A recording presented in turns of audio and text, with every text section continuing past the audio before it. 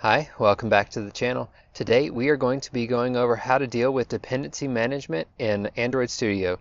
If you're ready to get started, then stay tuned. Let's learn together. Alright, so here we are in a brand new Jetpack Compose project. Now, to deal with dependencies in Android Studio, we're going to jump over to our project navigator. We are going to open up our Gradle scripts file because Android Studio uses Gradle to deal with dependency management.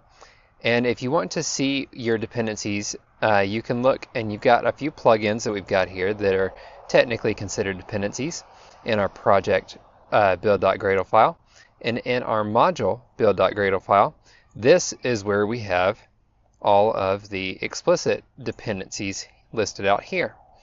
Now, you may be wondering how to add a dependency. So for example, let's say you were browsing the internet and you came across this really cool Stack Overflow post, and then you're like, oh man, I didn't even know there were more icons that you could add inside of Jetpack Compose. So if we were to implement this same thing inside of our Android Studio project, and we were to say that we have an implementation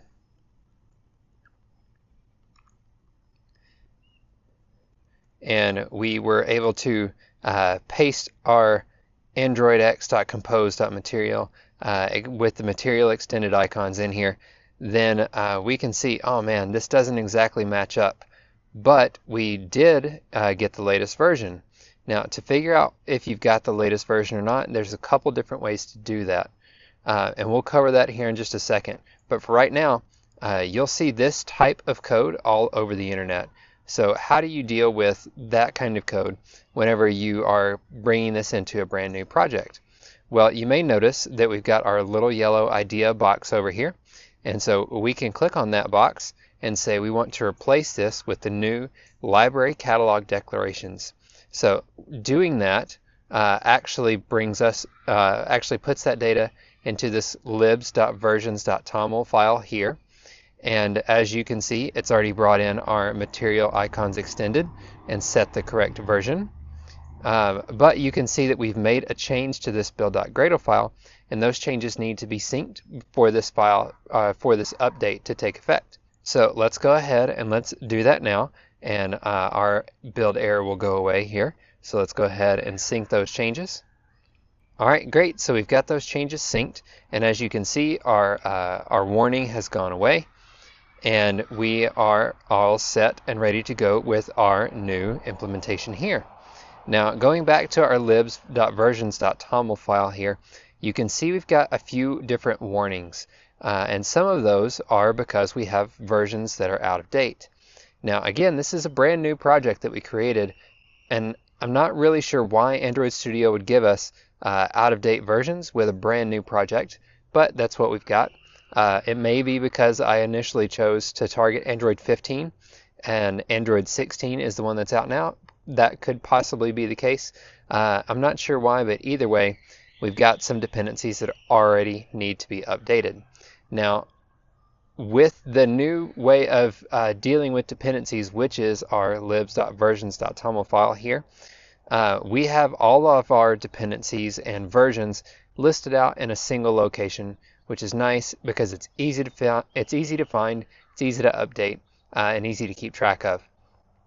For example, previously we would have dependencies listed out here in our project or module build.gradle, and then we'd have other ones in our project build.gradle, and it was a little bit more difficult to figure out, which build.gradle are we dealing with, because we've got files named the same thing and I'm not sure which one.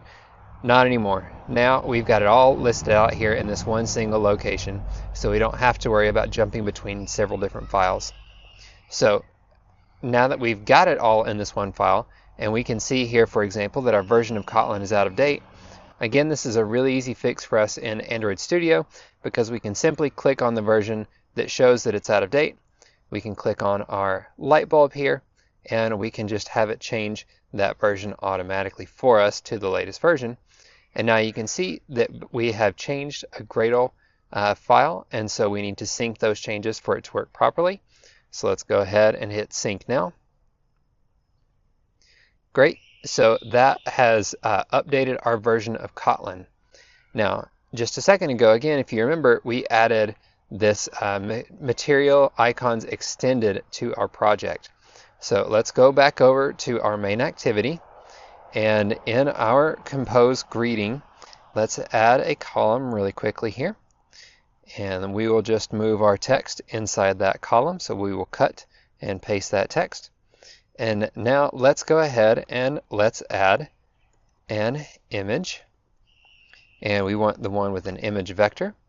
And so we will choose our icons dot default,